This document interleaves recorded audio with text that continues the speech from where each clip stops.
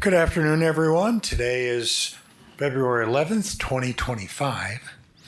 This is a City Council City of Prescott study session. So we'll start with a roll call, please. Good. Present. Mayor Pro Tem Cantelmi. Here. Councilwoman Fruworth. Here. Councilman Gambogi. I am here. Councilman Moore. Here. And Councilmember Rusing. Here. And the record will reflect that Councilman Montoya is absent from the meeting. City Clerk, will you read the item for discussion and then review our plans for the meeting, please? Yes, thank you, Mayor. Today we're going to have a presentation and discussion regarding the West Granite Creek Park. Staff will conduct a brief presentation and provide information for the council. And then we will take council comment and discussion and then public comment. Staff did anticipate doing a walk over to the park. And we want to ensure that there's enough time allocated for that. I do have 18 public comment cards. So we would ask that if your name is called and you do not have new information to share or details that have not already been discussed, that you pass along your time to somebody else so that we have enough time to get through everything. Very well. So we'll start off with, looks like Deputy City Manager Michael Morris. Good afternoon, Mayor, City Council. I'm Mike Morris, Deputy City Manager, as indicated. Today, we'd like to take the opportunity to have a discussion about West Granite Creek Park. We'd like to provide the opportunity for council to have the discussion and possibly some direction forward as we get through the presentation and make a visit to the park. So if we could have the presentation, please. Thank you. So just for reference, many of you know where this park is, but just for reference for the public, it is located almost catty-corner from us here, behind or beside, if you will, the Hilton Garden Inn, right on Montezuma Street. We're going to provide you a brief history of the park. In your packet is a complete history of the park, but we want to go through some of that here for you today. As you may know, it was a manufactured gas plant prior to 1998, and it became a brownfield. So at that time, a master plan was done in 2000 to come up with improvements for this park. The listed improvements in the master plan included trails, creek crossing, a neighborhood garden, a playground, lighting, benches, and signage. And so the only component of those amenities that were put into the park were the trails. So none of the other amenities, well, there were some creek crossings as well. So the park remained in that status until 2011. At that time, a group of community gardeners came and approached City Council. An agreement was reached. City Council approved an agreement for the community gardens at the park. That agreement allowed for vehicular traffic and parking within the park, and then allowed them also to create a community garden. The use of that garden diminished in 2017, and there were no more activity in the park until 2021. An agreement was, development agreement was approved by City Council for the Hilton Garden Inn and included a recreational amenity in the park. That ended up being a splash pad. And so since 2021, the users of the splash pad have been parking within the park. In 2022, there was some discussion with City Council about the location of a farmer's market in the park. And so plans were drawn up for a farmer's market and were presented. The farmer's market eventually moved to their current location instead, and so no further work was done on the farmer's market. However, plans were created for a future improvement to the park that would include improvements to the parking. Since parking had begun there, the staff was creating a plan to present to City Council in an upcoming budget year for improvements for parking. So with that, today there is no funding presently allocated for any improvements at the park. And so that was something that's tentatively being discussed for the FY26 CIP. However, there's currently no funding allocated. And there has been no further work done on design for any improvements in the park since those drawings were done in November of 2023. So where we are today, there are three primary concerns that the users of the park are concerned with. One is that formalized paid parking does not encourage the current natural use of the park, and it could have some negative impacts environmentally going forward. So that is one concern of the users of the park. Other users of the park are concerned about being able to park in close proximity to the splash pad so that they can get, most of those are parents with small children who want to get them safely to that location and generally may have a stroller or some other amenity they're carrying with them. And then also we have users who are worried about the park not being actively used and therefore may become more of an attraction for the homeless, which has transpired in that location over the years. So those are really the three primary concerns at the park from those who use this park. Here you'll see the drawing that was done in November of 2023. It includes 41 parking spaces with handicap parking within the park itself. And then one of the park users presented to us a conceptual plan for perhaps having parking outside of the park. And so that is illustrated as also in your packet. So that brings us to paths forward. One is we can allow what's happening there currently, which is people are parking there on their own. So the current thing that is happening out at the park right now are people pulling in and parking where space is available. The bottom left, the City Council could direct staff to work on some sort of a plan for parking to be presented in the 2026 budget process.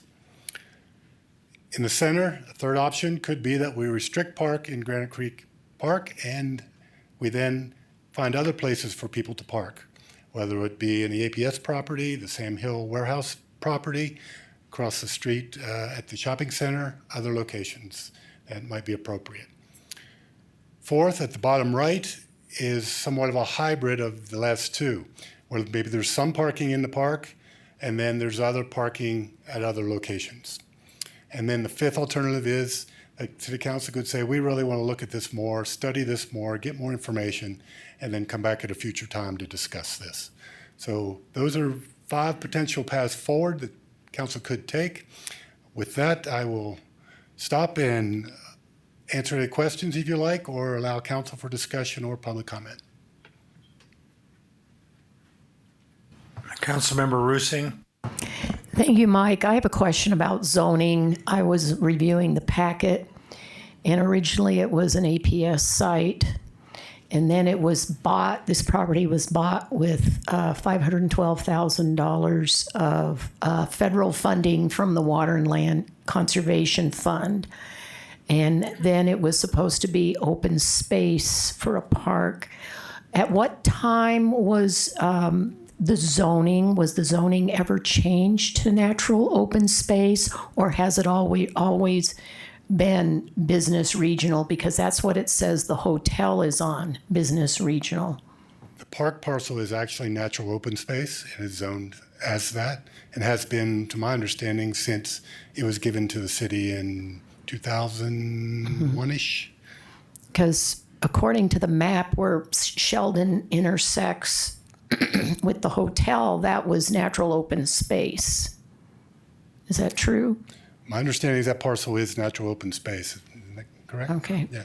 So when it was bought with the conservation funds, it was rezoned to natural open space. And then in 2019, with the lease for the hotel, the lease says it was downtown business district, business regional. The hotel property is business, yes, you're correct. But the adjacent property is my understanding, is NOS. Okay, thank you. Councilwoman Furworth. Thank you, Mayor. I have a couple of questions regarding whether this is natural open space or people that go to the splash pad refer to it as a park.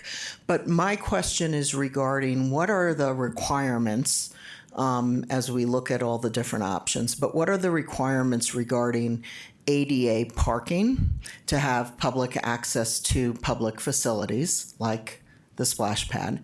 And then my second question is, driving by, since we knew this was coming on the agenda, I've driven past a lot just to see what's going on at different times of day, weekends, mornings, etc. And so I've seen parents there parking, I've seen bikers there parking, taking their bikes off, and I've seen overnight campers. And we did get some letters about overnight camping. Is there anything that can be done to restrict, regardless of what we pursue, to restrict overnight camping from happening in a natural open space and a parking lot?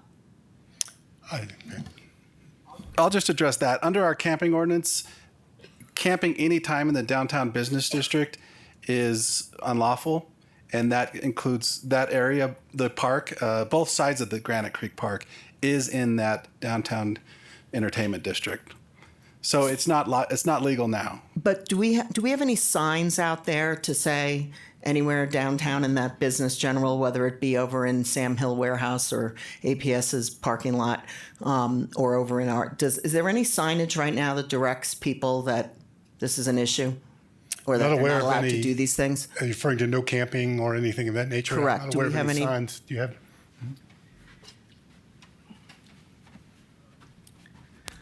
Joe Baines, Recreation Services Director.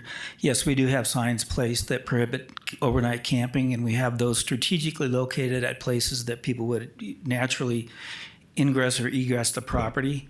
That way PD can enforce that. And I do want to point out one thing about the open space designation. Parking lots are an allowable use in open space.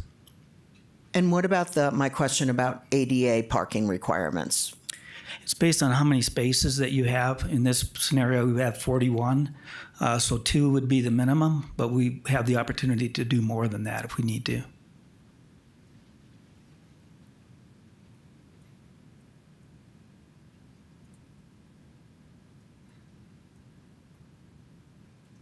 Councilman Moore? Thank you, Mayor.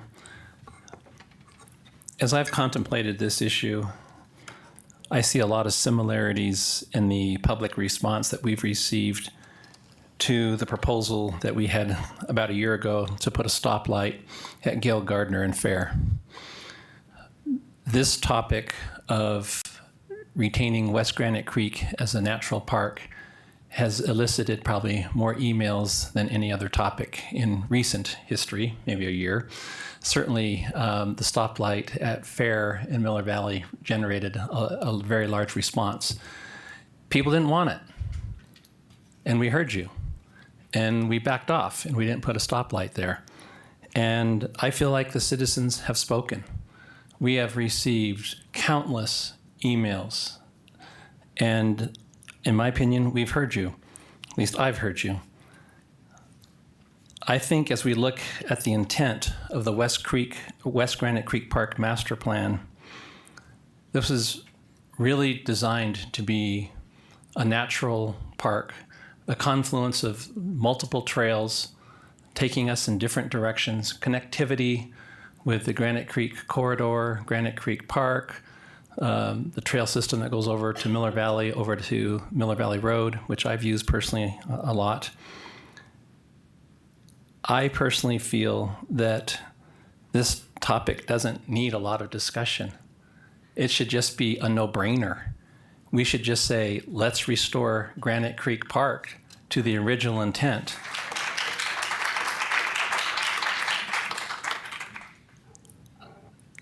And I just can't justify an improved parking lot of 41 spaces for a facility that's only going to be used 4 months of the year. It's a limited use, a splash pad. Yes, there's a high demand for a limited period of time, but for most of the year, we don't need that really nice parking lot at that location. I think we would be better to partner with surrounding businesses, develop a public-private parking arrangement for parking in existing parking places that are currently available. And I just want to share my feeling that I think this is really a very simple slam dunk. Leave it, or actually restore it to what it should be. Thank you. Okay, I'm going to admonish the people in the audience. We're not going to support opposition or expressions of approval. We have a very limited amount of time here. We've got a lot of people that want to be able to speak, and I want to make sure that as many people as possible can speak. So demonstrations of support or opposition are not going to be entertained. Mayor Pro Tem can tell me. Thank you, Mayor. Mike, I was wondering if you could answer a question for me. In the packet in the West Granite Creek Park Master Plan, on page 13, there's a paragraph that says, this area is also overseen by the U.S. Army Corps of Engineers, whom administers the Clean Water Act. The ACOE is primarily concerned that developments do not impact the riparian integrity of the area and cause the discharge of sediment or any other materials into the creeks. All creek crossings are subject to approval of the ACOE.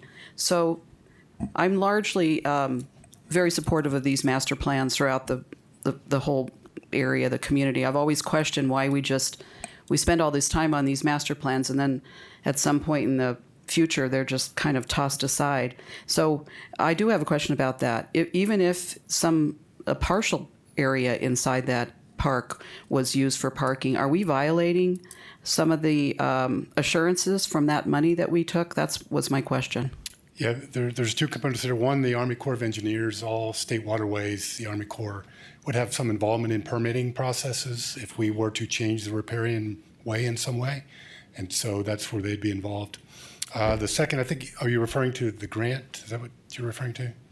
Exactly. Generally speaking, and I have not seen the language of the grant, but generally speaking, there are usually grant assurances. They gave it to us to mitigate the contaminations, and there were some assurances, I believe, that it was to be a riparian preserve. So how do we get around that, circumvent that, and all of a sudden it becomes a parking lot? Yeah, the grant was actually a Arizona Department of Transportation grant for trails. And so it was trails along Miller Valley, or Miller Creek, and Granite Creek. And so as long as the trail system stays in place, we're in compliance with. As long as there's a trail through that park, we're in compliance with that grant agreement. Thank you. Councilmember Rusing. Thank you, Mike. I have a concern. First of all, I didn't know about this parking lot until it was brought to my attention by the public. And then I found out that there was a plan to cut down 12 trees and then put in a mass amount of paving. So I think we can meet a compromise. Have you had any talks with the adjacent property owner and Sam Hill about maybe moving this parking off the site? Yes, there have been some meetings. I'll let Dallin touch on those. He's had several meetings with them. Yeah, there we go. Thanks for the question. So there are two different properties that we've talked to primarily. One is APS that owns the substation, and they've just said that they would work with us on whatever we think is best. Some of the paved area near that substation isn't quite wide enough for parking, and so, I mean, you're looking at some ability to have parking there, maybe not to the extent that we'd originally hoped. And then the Sam Hill Warehouse property is the Shumways, and they've said, again, sort of informally, they're willing to handle some overflow. Exactly the scale and scope of that, they weren't sure yet. Their thought process was also, if the park were to become something of an amenity to the hotel, that's a benefit to them as well. So they're both open to it. They're both waiting to see what the council wants to do, and then we can keep those conversations going. Thank you. Councilwoman Furworth. Thank you, Mayor. So the other design that you put up on the slide deck from the community, there was aspects of that I really liked. I really liked the Kid Adventure Trail. I liked the woodsy nature of all of that. And I think the more you bring families and multi-generational entertaining into that park, the more you prevent it from becoming an area where unseedy things happen, which is how when I moved to town, I was like, there's no way I'm going in there. So to see families, that's a good thing. My questions, I've 2 or 3 times in the last few years, I've seen moms with literally a baby strapped to their chest, a toddler in the chair, and a 4-year-old in their hand, crossing from across the street in the parking lot and going across Sheldon Montezuma intersection. And I literally pray for them that they're going to get on the other side. And so that tells me at its peak in the middle of the summer at the hottest weeks, even our current parking is insufficient for the situation. So I think everybody in the community wants to prevent any accidents from happening. Little people are hard to see when you're driving way too fast. So I go back to this alternative design. And so the question is, have we done any traffic studies at the park from a historical standpoint, so we know on average 21 is fine, but at its peak we need 40 or 60? Like, I don't know what we're looking for from a design standpoint to keep moms from having to cross Montezuma. Yes, Joe and his staff actually did some counts last couple of summers, I believe, and generally just on random days go out and count how many cars are there. And generally 35 to 40 was the number. And so that's why they designed what was designed at 41. What was the peak?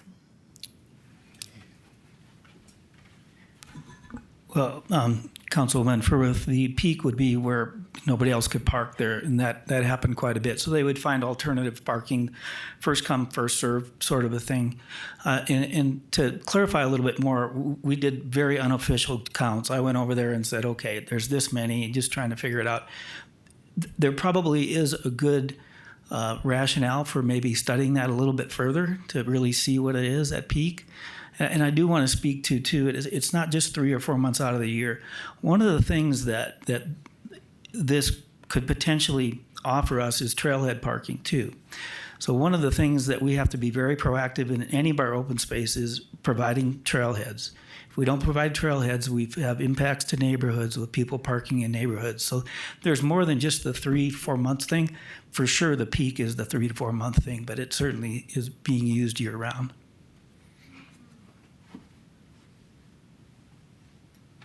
Councilman Gambogi. I had a friend that was riding a bicycle and got hit by a truck at the corner of Sheldon and Montezuma. And recently, I had an accident at the corner of Sheldon and Montezuma, and I declared legislative immunity. I got a question, Dallin or Joe. How many parking spaces in the proposal? 41? Yes, 41. And the APS and the other location, Shumway location, any idea what that might add up to? Well, the depiction, the conceptual plan shows 21. I'm not sure if that takes into consideration, you need a minimum of 44 feet. Right now, it currently sits at 33 feet. So I don't know if there's really 21 in there, but it would have to be engineered in order to determine that for sure. And both of those are across the street, correct? No, just across the creek, probably in the spaces that were depicted on the conceptual plan. It showed 21 spaces. That would be about maybe 100 yards, 150 yards from the splash pad. And how far would that parking lot that's dirt now, how far is that from the splash pad? Less than 100 feet. So we're talking 80 yards difference, maybe? Sounds about right. Thank you. All right, I'm not going to take any more comment from the council. I'm not. We will now take a public comment for the next 30 minutes, and I'm going to hold you very strictly to that 3-minute limit so that we can get as much public comment in here as possible. Then we're not going to adjourn the meeting. We're going to extend the meeting over to the area where the parking is kind of being considered. So that extended meeting still has the same requirements as a current meeting. Public comment will not be accommodated to the council members. And once the council members have a chance to view the area, and then we will come back and finish the meeting here in the chambers. So again, if we've got 3 minutes per person, I'm going to hold you exactly to that. If you don't have anything new to say, please reduce your comments so that we can have as many people speak as possible. City Clerk? And then maybe you can also line up in the center of the aisle to save a little time too, as the clerk calls maybe a series of names. So I have Sue Knapp, and then Kathleen Sauer and Laurel Freeman. Okay, thank you. Do all of you have your handout? You do, great, okay. So hopefully this will clarify things. My name is Sue Knapp. I'm the Vice President of Prescott Alternative Transportation. I'll be speaking very fast right now. We are part of the coalition that is now 7 Prescott organizations and 13 businesses. And if you turn, do you have your handouts there? You can see the aerial. In 1998, the next page, we started building West Granite Creek Park. Many of us from the community helped to create the trails, also the design, plant the trees, and $14 million were contributed, including the APS cleanup and the new soils and the trees planted, which we helped plant. You can see the next page in 2001, tree planting, and now in 2021, the city removed its own barriers to allow parking in West Granite Creek Park. Contrary to your packets, the community garden did not allow public parking. They had to go through a locked bollard in order to get supplies to their garden. Many of our trees were cut down and covered over with loads of gravel, as you can see. Then in 2023, the parking lot plan, as you've seen today, which includes exactly 11 more trees to be removed. But as we've watched, they keep coming down, and there are stumps all over our park. Then the next page, danger of the cars. Even now, you can see a photo that I just clicked when I was taking pictures of cars in there. Children are endangered even by cars backing up across the trail. So would trail users be. It's also the fiscal irresponsibility of spending $500,000 to destroy a $14 million investment and countless volunteer hours. Plus, it is not necessary, I want to clarify, not just 21 spaces in our rendering. We have 111 spaces identified. If you look 2 more pages over, we've got 21 that can be designated for ADA disabled. Then next to Sam Hill, 30. And then on the west of Sam Hill, at least 60. They would have to be striped. People do not know that they are there. And again, ADA compliant ramps and trail from the 21 parking spaces. We put disabled in there because many people don't know what ADA is. Next picture gives you some examples between the... You have 20 seconds. Yep. And you can see the 111 spaces there in the next page. We built it once. We're ready to build it again. We have a budget ready, and it is showing $180,000 for restoration, and we've already raised $15,700 pledged, and we are ready. Your time's to help. up. And I can take questions if you have any. Thank you. Kathleen Sauer. Good afternoon. City Council, members of city staff. I'm an attorney. I represent Prescott Alternative Transportation, which is Sue's organization. And they are very opposed to the plans to turn the west parts of the West Granite Creek Park into a permanent parking lot. This proposal flies in the face of the City Resolution 3274, which is still operative, and the 2000 Master Plan for the park. Pursuant to the master plan, the objective of the plan was to return the confluence of Miller and Granite Creek, West Granite Creek Park, to an ideal riparian setting with limited park improvements. By development of this area as a greenway, the master plan stated that an absence of vehicles and development within a greenway leads to improved air and water quality, less congestion and noise, thus maintaining a more preventive setting. The city is already in violation of the master plan and the resolution by removing the barriers to automobiles and allowing parking in areas of the park. This breach is currently endangering bicyclists and pedestrians traveling along the Greenways Trail, as well as children arriving for and departing from the splash pad. The park was created with more than $14 million in funding, including APS funds, City of Prescott funds, sponsors, grants, and donors of funds and materials. All these contributors did so with the understanding and expectation that the park would remain a car-free, natural, open space park and trail, as described in the master plan. Despite this enormous financial outlay and with the expressly stated purpose of preserving this area as a car-free, natural, riparian open space, there is currently a plan being proposed to spend $500,000 in city funds to turn part of the park next to the splash pad into a standalone parking area.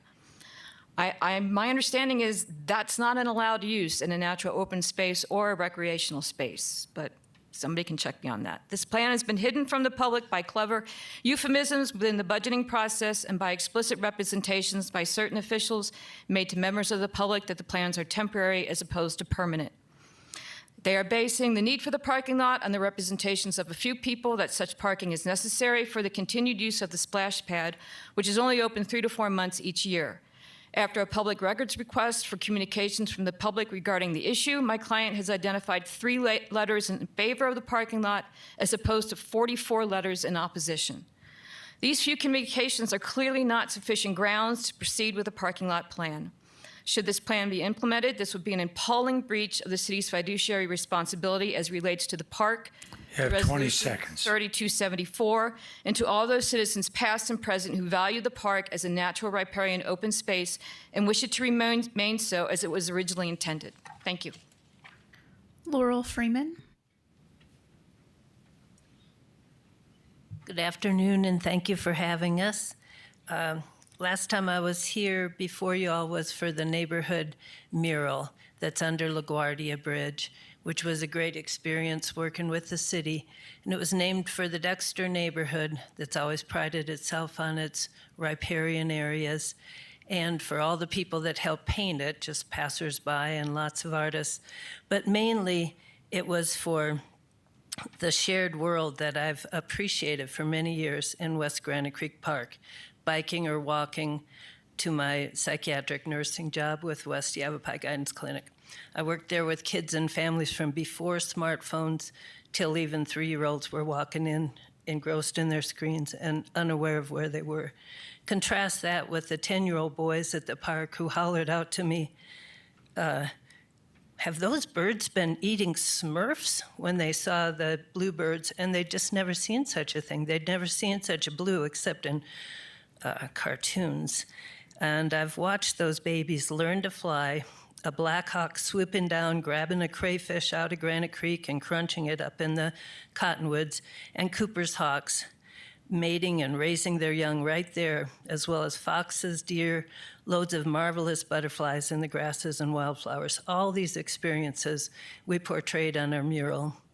And I've lived in Prescott over a quarter century now. The Greenways has always been my volunteer spot, my passion, and my sanctuary as traffic and growth have continued. My neighbors were born here and have watched with me with dismay as the grasslands were destroyed and the trees came down. And my younger neighbors have said, what about picnic tables in the shade? It freaks me out to see those kids in that blazing sun, and it's not much shade up there. And at 73, I'll be glad for a bench to relax and listen to the action of the non-human world, along with building community, visiting with friends, fellow hikers, bikers, and dog walkers. People come to Prescott not just for Whiskey Row and our wonderful parades, but also for what our former mayor, Sam Steiger, called in the West Granite Creek Park Plan of 2000, what is, quote, uniquely Prescott. Nobody else can do this. Nobody else has this resource. The confluence of Butte, Miller, and Granite Creek is so special in our arid land. It takes imagination now for folks who have only seen this gravel wasteland. But as we look forward to restoring and improving this, You have 20 seconds. yeah, we need to remember we have parking there. We have those heat islands already available. But as Aristotle said millennia ago, in all things of nature, there's something of the marvelous. So please help us and our children experience this in West Granite Creek Park. Thanks. Perfect. Sherry Hannah.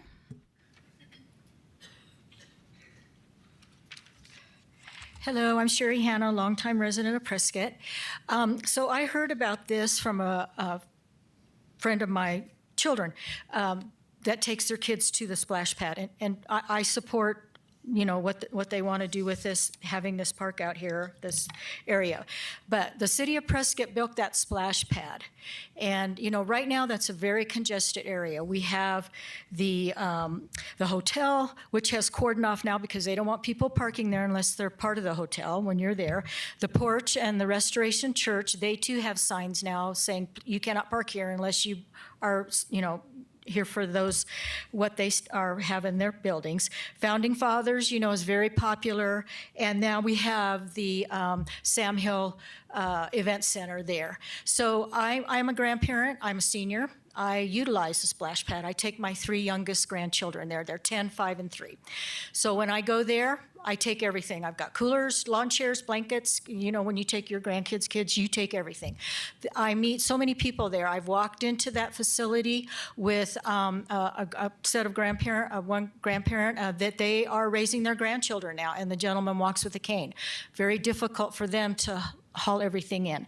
So all I'm saying is that we have that splash pad there, the city put it there, and the parking that they want to do, additional parking, when we go out there today, you'll see they want to add some more parking up by Sam Hill and around. It is quite a distance from the splash pad, so I'm just concerned about the older people and the young families hauling everything. I did meet a young woman there. One time she told me that she was unloading her stuff over there at this parking area where they have Dunkin' Donuts and all of that. She was unloading her car with her cooler and her kids. An owner of the business came out and told her that she could not park there unless she was going to utilize the business. He told her she could not park there. It was for businesses only. So she had to load everything back up in the car, her kids and everything, and try to find another place to park.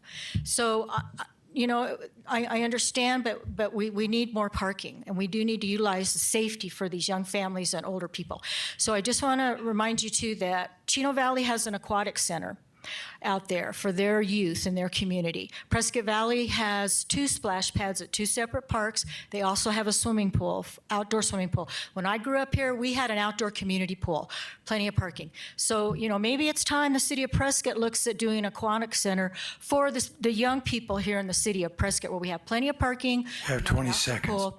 And, you know, I've taken my older teenager kids out to Prescott Valley with their friends and Chino Valley so they can swim, because we don't have a spot. So, I mean, I support this, but I also support we have to have good parking for everybody to utilize the splash pad too.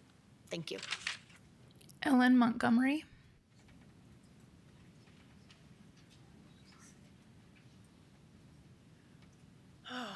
Good afternoon. I have been in Prescott since 1970, so that's over half a century. And from the time I was a very young teenager, Can you speak up, please? Oh, closer? I was trying not to be too loud. I've always been told that there was going to be a greenway through Prescott. When the park didn't even exist then, it was just trees, there was no road, there was no park, there was just woods. I loved it. I've always loved it. And I remember when there were kingfishers down there along the creek. We don't have those anymore. Please, I would love to see the riparian area come back. I love that greenway. I love the trees. I love the wildlife. Thank you. Joe Glaves.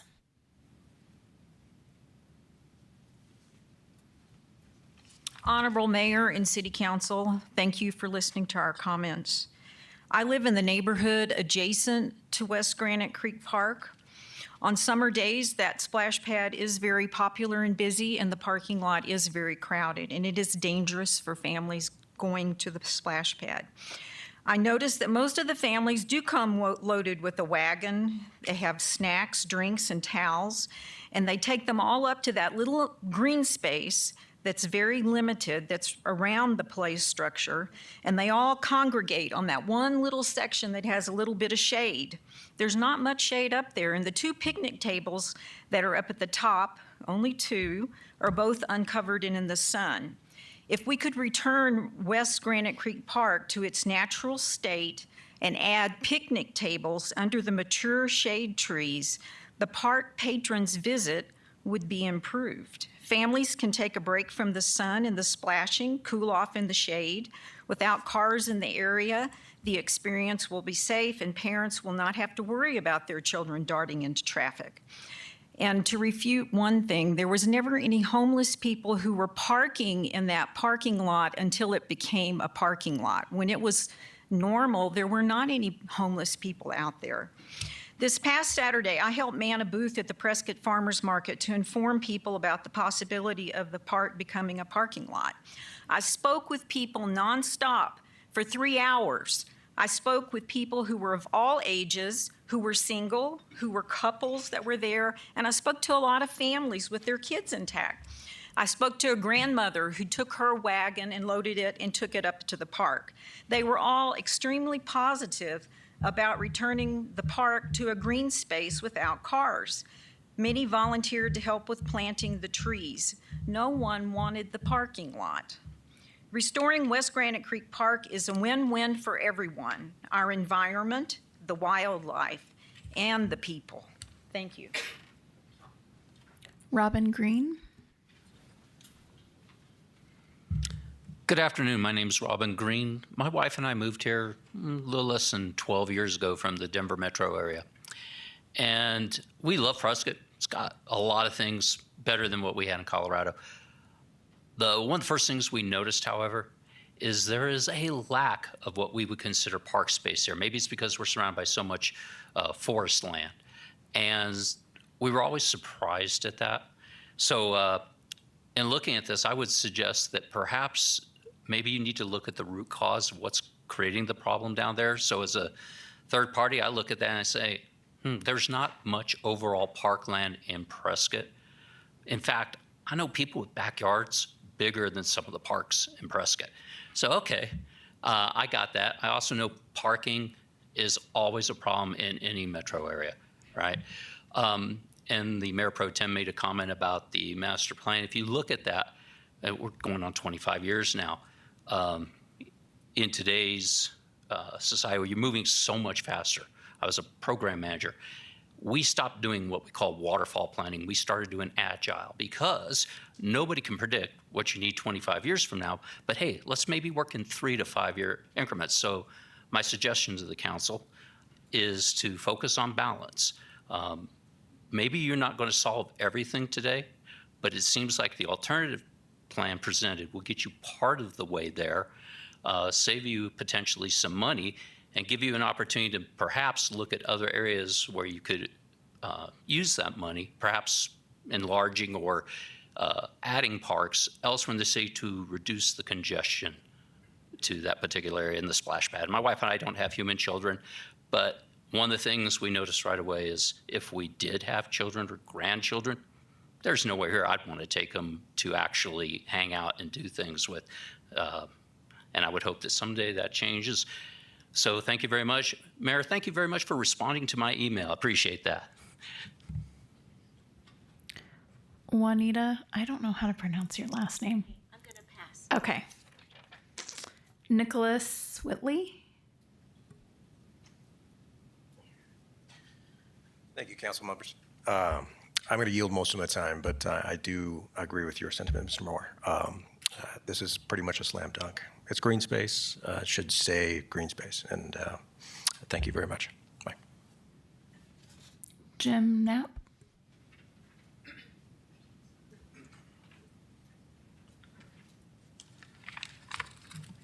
Thank you. I came prepared to talk about things in the draft general plan that suggested this park would be a good idea to keep restored, like the green stormwater infrastructure, open space goals, Tree City USA, and growth management. But I learned that I'm the only one that reads the general plan, so I wrote something else which I'd like to read. I titled this West Granite Creek Park Historical Notes for those who might not have been here or are too young to remember, but it's really praise for one of our community partners. West Granite Creek Park was an amalgamation of parcels. Some were city-owned and purchased with federal land and water conservation funds, which restricts their use. A significant portion of the park was donated by APS after a major environmental cleanup effort.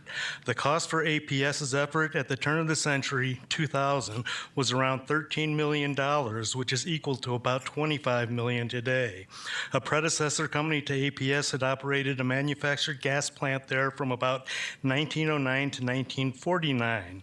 Their activities producing gas for heat and lighting resulted in serious environmental impacts from byproducts like oils, tars, lamp black, sulfur, and even cyanide. APS confirmed as much with its first monitoring well in 1992, and they conducted a health risk assessment. In all, 20 monitoring wells were drilled, and surface, subsurface, and groundwater impacts were identified. In 1999, APS worked with ADEQ and the Army Corps of Engineers to come up with a remediation plan, and that was no small task. This involved fencing the site while they excavated it as deep as 25 feet, hauling off some 101,000 tons of contaminated soil.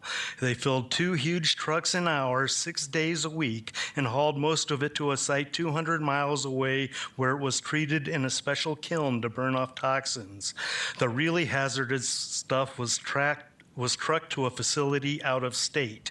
They worked with the Army Corps to divert Miller Creek, and they treated and continuously monitored the water and air quality in on-site labs. Occasionally, they would expose soils with a pungent odor like mothballs, which they would treat with a special spray foam to control. You have 20 seconds, Jim.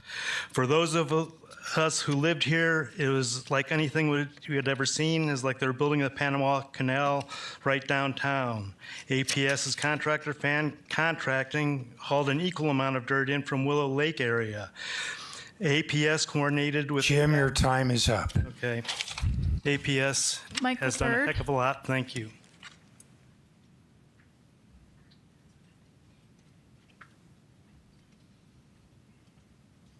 Mayor and Council, I'm Michael Bird. I'm the Executive Director for Prescott Creeks Preservation Association. We submitted a letter to Council and Mayor back in August last year on this topic and just tried to highlight some of the details and the history of what happened at this site and kind of put that in contrast to current plans. And I think simply put, the Prescott Creeks perspective is that we have an existing master plan that states objectives of returning the area to an ideal riparian setting with limited park improvements, and also to establish educational and limited recreational passive use opportunities with connections to neighborhoods, businesses, parks, schools, et cetera. And so I think the proposed parking lot and some of the other things that have happened in the park area are inconsistent with that plan. And so we respectfully encourage council to look back to that plan and potentially look at re-restoring the park. And Prescott Creek stands ready to assist the city in those endeavors. Thank you. Nancy, I believe it's Tershik. Hi, thank you. I was going to take you on a walk through to the park. For me, it's all about nature because nature nurtures. And that's what things are about. And that's why I came from Chicago, Illinois to Prescott, Arizona. And people wonder why. Nature nurtures. In the words of Joni Mitchell, pave paradise and put up a parking lot. That's such a good idea. Thank you. Colleen McCarmy?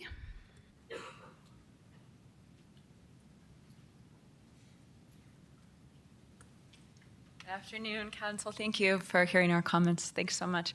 My name is Colleen McCorney. I am with Parents for a Car-Free West Granite Creek Park. I am also a 13-year resident of the Dexter neighborhood. Our park as it is now in West Granite Creek Park has been, well, it's had the tar beat out of it, as another neighbor put it.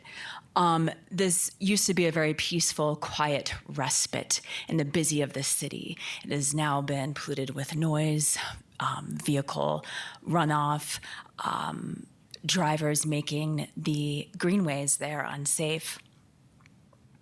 I walk from the neighborhood right through that park every single morning to, most every single morning. I commute to work downtown. I bring my son to school in town here. We have now, walking from the neighborhood into the park, it's been severed by cars randomly parked there even overnight and through the day and at all times of day. So making it unsafe for pedestrians, cyclists, children, people walking their dogs. There is an overwhelming support from other parents I'm talking to. So I'm here also representing the parents who are working today and the kids who are in school.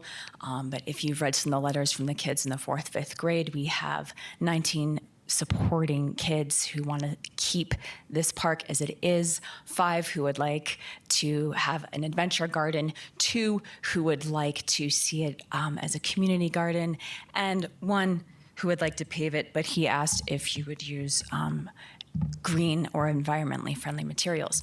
So a lot of kids want to keep this place the way it is. A lot of parents want to keep it the way it is because this is our respite. As Nancy was saying, nature heals, nature nurtures. We need a quiet space. We need a peaceful place. This watershed is part of less than 2% of riparian area in the state of Arizona.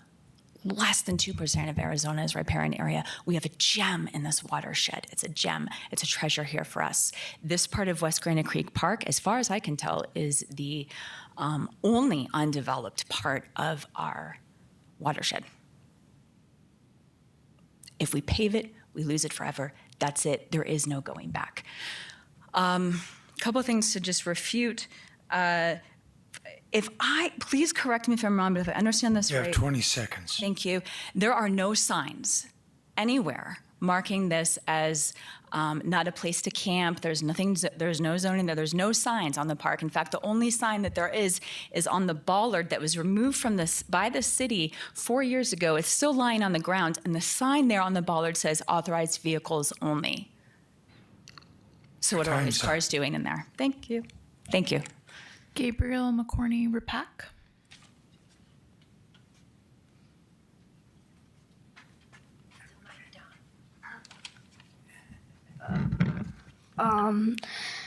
My mom went into labor with me at the park, and I have been going through there for quite some time to just play. And remember, I used to go a lot when I was really young, and for quite a long time I remember that it was being parked in, and people were just driving through it.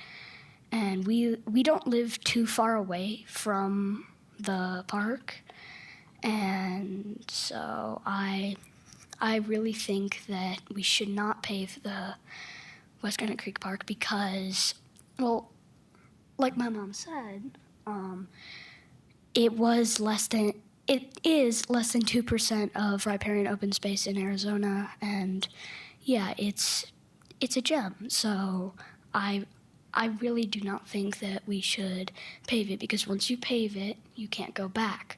And even if we were to tear up the asphalt, the earth there would still be completely ruined, and we wouldn't really be able to fix it. I don't even know if it's possible to tear up the asphalt there. But yeah, I just don't think that we should pave it. Colleen Sorensen.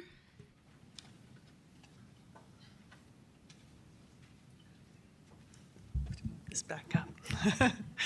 Good afternoon, Mayor and Council. Thank you for your time today. Two things. I was the person that instigated the Prescott Community Garden. It was my thesis project for a master's degree at NAU. And the garden was there for a little over 7 years. We had a pretty strong group of people that came down and worked there all the time. I was asked to clarify, there was no parking in the community garden at that time. There was a fence around it with locks. There were 2 different gates. The gates had locks on them. People occasionally would come in to drop off supplies. You know, soil is heavy, amendments are heavy, so we'd let people drive in, but no one ever parked there. They had to go park on the street, usually over by Sam Hill Warehouse. There was a parking lot there they could use. So just wanted to clarify that. Also, I watched your faces as this gentleman over here talked about the remediation that was done at that site. There has been so much money and energy put into this space. I can't imagine that it would be paved over as a parking lot. That just seems crazy to me. With that huge, millions of dollars were spent. Years were spent to remediate the land there at that point. And then we had Michael Bird's group that remediated, kind of like planted open space and trees there. And then the community garden came in and continued to work on that natural area. I just want to really strongly suggest that it remain natural ground. Thank you for your time today. Okay, we'll take one more public comment. Douglas, I believe it's Holmes or Holmes.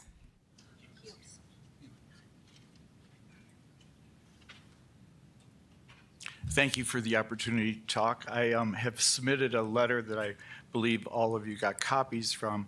I'm faculty emeritus from Prescott College, and I also was involved in a Youth Conservation Corps program in the late 70s, early 90s, or late 70s, early 80s, where we got grants, and we actually did the first trail in Granite Creek Park, and were asked to trim the bushes along there. And unfortunately, afterwards, A.C. Williams, who had a great deal of respect in this town, but he went down there and cut down all the remaining bushes. And clearly there's a different opinion about how we should be managing riparian ecosystems, which according to the Arizona Riparian Council is one of the most endangered ecosystems in the country, if not the world. And so I was also involved in constructing the trails along the creeks, and I think it's really added to our quality. I remember going to Mayor Caldwell after somebody had gone up to Granite Creek Park and dumped a whole load of asphalt into the creek. So we've come a long ways. They used to put cars along Granite Creek to stop the erosion, and Miller Creek. And so I was doing I do a Creeks and Watershed program with the Prescott Public Schools in Miller Valley for 40 years. And we do a cleanup on one of the field trips along Miller Creek to Granite Creek Park. And we got to one of the parking areas next to the creek on Miller Creek, and I asked the students, what's the problem with this site? And a little girl who grew up in that neighborhood said, well, if you look up there, there's a truck and oil is coming down onto the asphalt and coming right down here into the creek, which flows out to Watson Lake and then goes into our water system out in Chino Valley. And I said, I wish more of our adults knew that. And that's my story to you. This isn't about us, it's about the future, the kids, and the environment. And I think we've got a simple choice here. Thank you. Okay, that'll be the end of the public comment period. Now, as I said, this meeting will still be in session as we move across to take a walk through the area, have a chance to see the general area where the parking is being proposed. So keep in mind that the council is still in session. So we would expect that you would respect that, not engage the council members, and then we will return and then close the meeting here at the dais.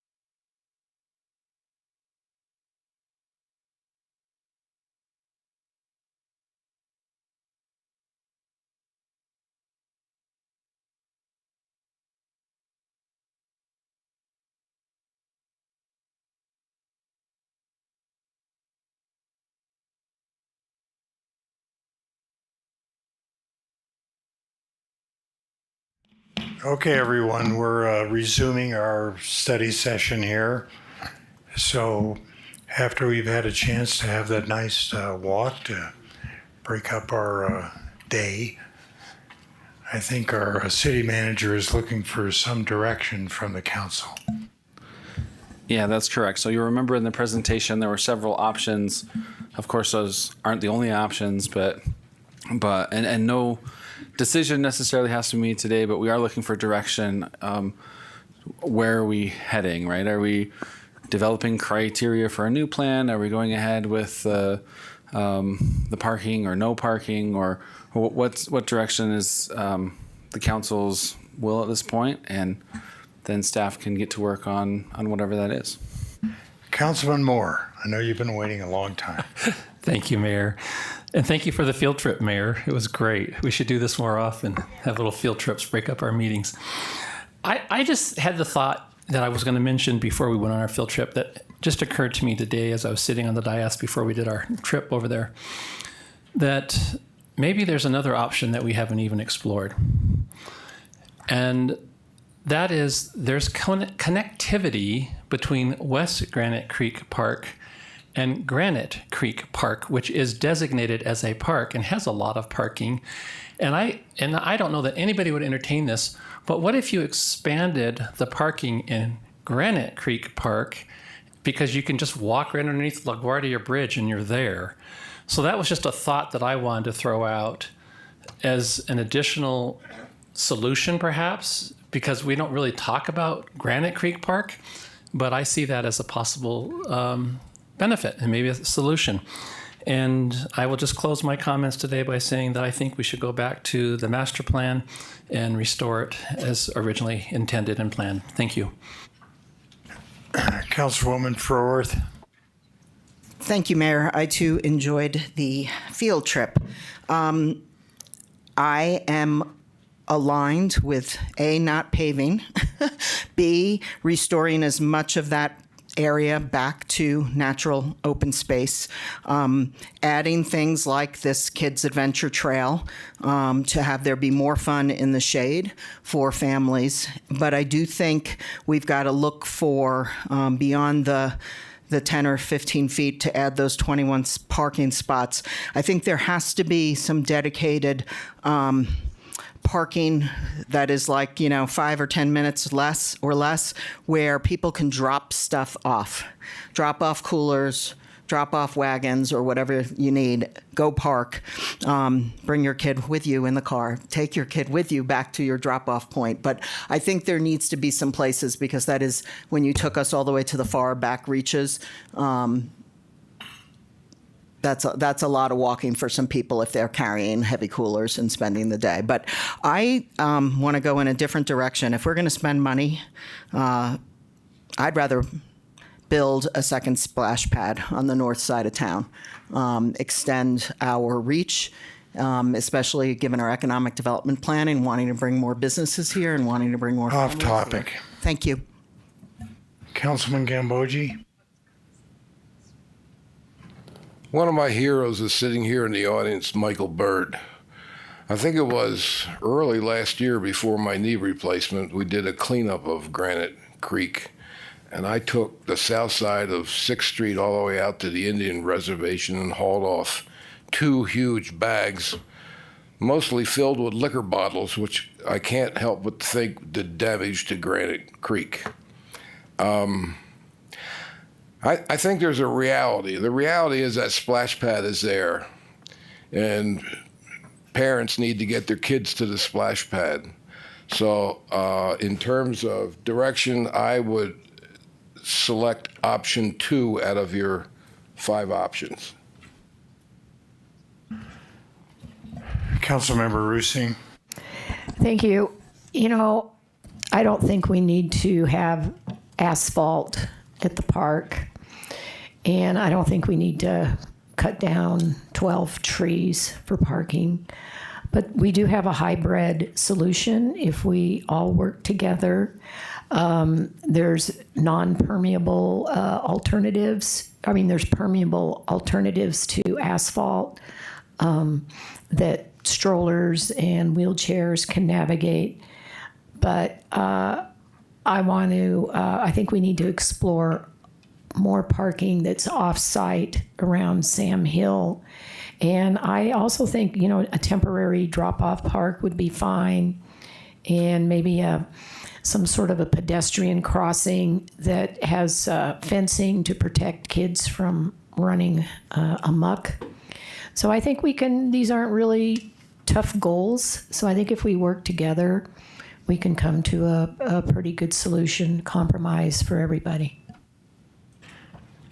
Mayor Pro Tem Cantelmi. Thank you, Mayor.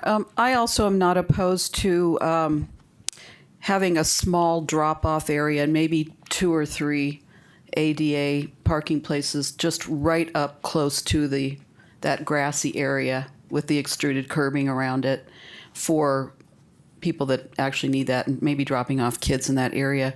I don't have a problem with the parking up by the APS fence and a little bit further away back behind Sam Hill, but I would like to see the park put back to the way it is or was, at least most of it, but do allow for a drop-off area there and some ADA parking, but up close, not down in, where the grade changes as it rises up to where that grassy area is. I think it would be a perfect spot for that.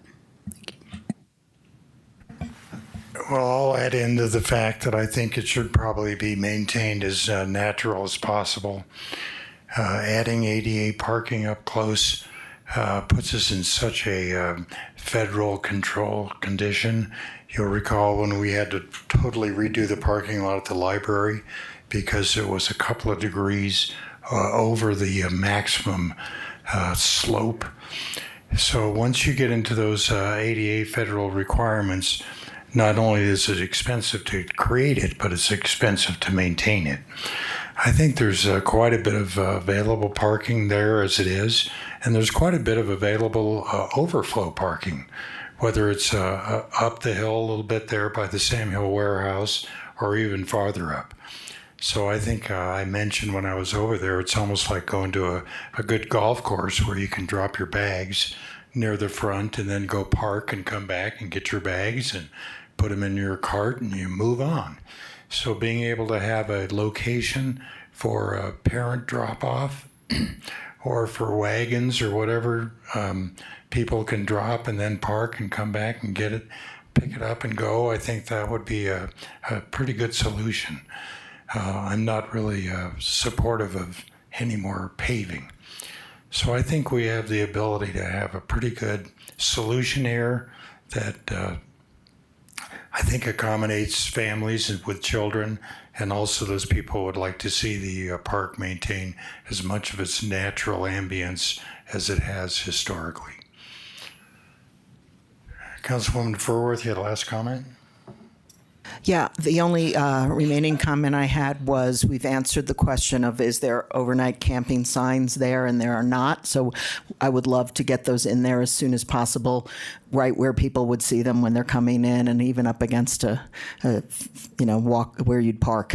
And then the second point is saw a lot of political ads going on by the folks that want to save the park, and so we'll put our signs up, and I'd ask that they take their signs down, and we'll move forward. All right, I think you have your direction. I do, thank you. Agree.